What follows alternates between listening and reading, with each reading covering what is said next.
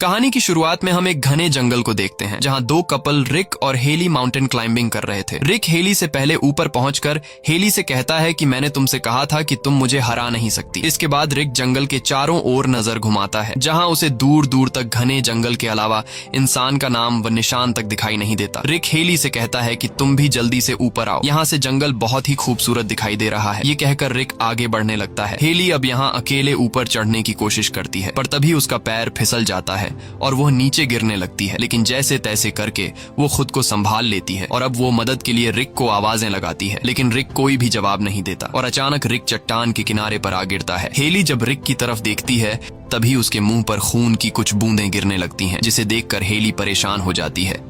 अब वो इस हालात को समझने की कोशिश कर ही रही होती है कि तभी कोई रिक को उठाकर नीचे फेंक देता है और यह देखकर हेली के गले में सांसें अटक जाती हैं। अब हेली जैसे तैसे करके खुद को छुड़ाकर नीचे उतरने की कोशिश करती है पर तभी रस्सी से हेली को कोई ऊपर खींचने लगता है। डर के मारे हेली खुद को बचाने के लिए रस्सी काट देती है जिससे वो सीधा नीचे रिक की बॉडी के पास गिर जाती है। रिक को मरा हुआ देखकर हेली जोर जोर से रोने लगती है। अब वो इस हादसे से अच्छी तरह संभल नहीं पाई थी कि तभी वो देखती है कि ऊपर झाड़ियों से कोई तेजी से उसकी तरफ आ रहा है, जिसे देखकर हेली अपनी जान बचाने के लिए तेजी से अपनी कार की तरफ दौड़ती है, लेकिन भागते भागते उसका पांव एक कांटेदार तार में फंस जाता है जिससे वह नीचे गिर जाती है और तभी हम देखते हैं कि कोई हेली को घसीट कर ले जाता है। अब यहाँ हमें यह पता चलता है कि वेस्ट वर्जीनिया के इस एरिया में बहुत से लोग गायब हो रहे हैं और लोगों का मानना है कि इस जंगल में काफी अजीब से दिखने वाले लोग रहते हैं जो इंसानी मांस खाते हैं और जो कोई भी इस जंगल में आता है वो अजीब से दिखने वाले लोग उसे मार देते हैं। अब अगले सीन में हम सड़क पर एक कार को देखते हैं जिसमें क्रिस नाम का एक आदमी बैठा होता है। क्रिस आज इंटरव्यू के लिए जा रहा था, लेकिन कुछ दूर आगे आने के बाद क्रिस हाईवे पर ट्रैफिक के बीच में फंस जाता है। जब वह देखता है कि गाड़ियां बिल्कुल भी आगे बढ़ नहीं रही हैं, तब वह अपनी कार से उतरकर आगे एक ट्रक ड्राइवर के पास जाता है और उससे ट्रैफिक जैम होने की वजह पूछता है, जिस पर वह ट्रक ड्राइवर उसे बताता है कि 3 मील दूर एक केमिकल ट्रक पलट गया है और उसका सारा केमिकल सड़क पर फैल गया है, इसलिए यह जैम खुलने में कुछ घंटे लग सकते हैं। ये सुनकर क्रिस परेशान हो जाता है क्योंकि उसे इंटरव्यू के लिए देर हो रही थी। अब अगर वो यहाँ ट्रैफिक खुलने का इंतजार करता तो उसे यहाँ कई घंटे खड़ा रहना पड़ता, जिस वजह से उसका इंटरव्यू मिस हो जाता। इसलिए क्रिस अपनी कार मोड़कर कोई दूसरा रास्ता ढूंढने लगता है और वो जिस जगह जॉब के लिए जा रहा था वो उस जगह कॉल करके उन्हें अपनी सिचुएशन समझाने की कोशिश करता है कि ट्रैफिक जैम होने की वजह से मैं जल्दी नहीं आ पाऊंगा, लेकिन एक पहाड़ी इलाका होने की वजह से उसके मोबाइल फोन का सिग्नल कट जाता है। कुछ दूर आगे आने के बाद रास्ते में उसे एक गैस स्टेशन का साइन दिखाई देता है, जिसे देखकर क्रिस को लगा कि शायद मुझे यहाँ कोई मदद मिल जाए, इसलिए वह अपनी कार उस तरफ मोड़ लेता है। रास्ते में वह देखता है कि यहाँ पर कई सारी लावारिस कार्स खड़ी हैं। यह देखकर उसे काफी अजीब लगता है,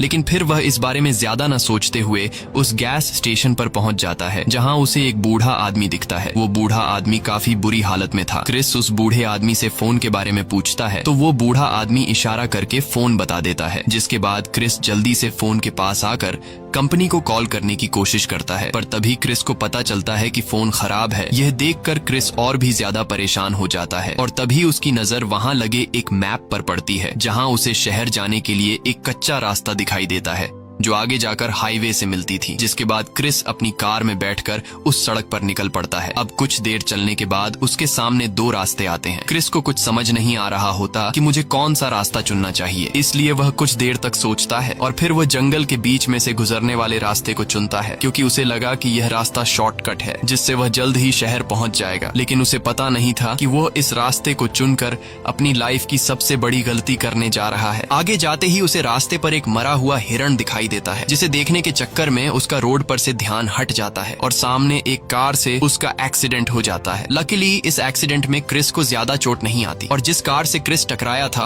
वो कुछ स्टूडेंट्स की थी जो जंगल में घूमने के लिए आए थे। क्रिस सबसे पहले उनसे माफी मांगता है और कहता है कि तुम लोगों का जितना भी नुकसान हुआ है मैं उसके पैसे देने को तैयार हूँ। इसके बाद क्रिस उनसे पूछता है कि तुम लोगों ने अपनी कार रास्ते में क्यों पार्क की थी, जिस पर जैसी नाम की एक लड़की जवाब देती है कि सड़क के बीच किसी ने कंटीली तार बिछा दी थी जिससे उनकी कार का टायर पंक्चर हो गया और टायर को देखकर पता चल रहा था कि यह इत्तेफाक से नहीं हुआ बल्कि किसी ने जानबूझकर सड़क पर कंटीली तार बिछाई थी। अब ये लोग क्रिस की कार में भी बैठकर यहाँ से नहीं निकल सकते थे क्योंकि एक्सीडेंट की वजह से क्रिस की कार भी खराब हो चुकी थी और अब ये लोग यहाँ फंस चुके थे। तब जेसी कहती है कि पीछे एक गैस स्टेशन है जहाँ हमें फोन मिल सकता है, लेकिन क्रिस कहता है कि मैं अभी वहाँ से आया हूँ, वहाँ का फोन खराब हो चुका है, इसलिए हमारा वहाँ जाना फजुल है। जिसके बाद ये लोग आगे जाने का डिसाइड करते हैं और सोचते हैं कि शायद आगे उन्हें हेल्प मिल जाए। आगे जाने से पहले ये लोग एवन और फ्रांसिन को कार के पास छोड़ देते हैं ताकि ये दोनों गाड़ी के अंदर रखे गए सामान का ध्यान रख सकें। आगे बढ़ते हुए उन्हें रास्ते में एक मरा हुआ नेवला जमीन पर पड़ा मिलता है जिसे किसी ने बुरी तरह से कुचल दिया था। ये लोग इस पर ज्यादा ध्यान नहीं देते और आगे बढ़ने लगते हैं। कुछ दूर आगे आने के बाद उन्हें एक जगह पर टायर्स को आग लगी हुई दिखाई देती है जिसे देखकर क्रिस समझ जाता है कि यह जगह नॉर्मल नहीं है। क्रिस खतरा महसूस करते हुए सभी को आगे बढ़ने के लिए कहता है। दूसरी तरफ एवन और फ्रांसिन जो गाड़ी का ध्यान रखने के लिए अकेले रह गए थे, ये दोनों इंतजार में थे कि कब इनके साथी मदद लेकर आएंगे। पर तभी एवन को जंगल से किसी चीज की आवाज सुनाई देने लगती है जिसे सुनकर एवन फ्रांसिन से कहता है कि तुम यहीं कार में रहो, मैं देखने जा रहा हूँ कि यह आवाज कहाँ से आ रही है। जिसके बाद एवन जंगल की तरफ चला जाता है और फ्रांसिन कार में बैठकर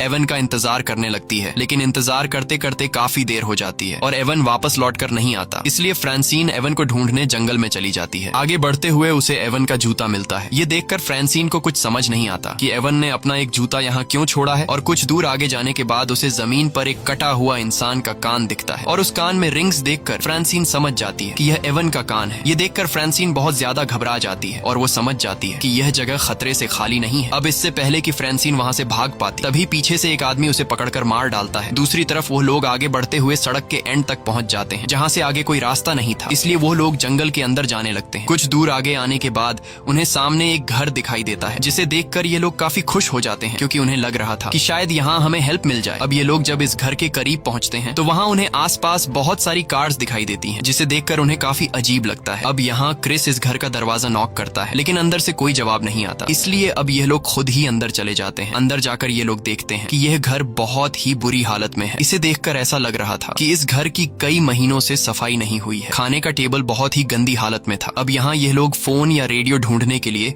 घर की जांच पड़ताल करने लगते हैं। तभी उन्हें ढेर सारी कार्स की चाबियां मिलती हैं। क्रिस जब फ्रिज खोलता है तो उसकी आंखें खुली की खुली रह जाती हैं क्योंकि वहाँ किसी ने इंसान के बॉडी पार्ट्स बॉटल्स में रखे थे। वहीं जेसी जब बाथरूम में जाती है तो वहाँ उसे बाथ टब में इंसान की डेड बॉडी पड़ी मिलती है जिसे देखकर वो बहुत ज्यादा घबरा जाती है।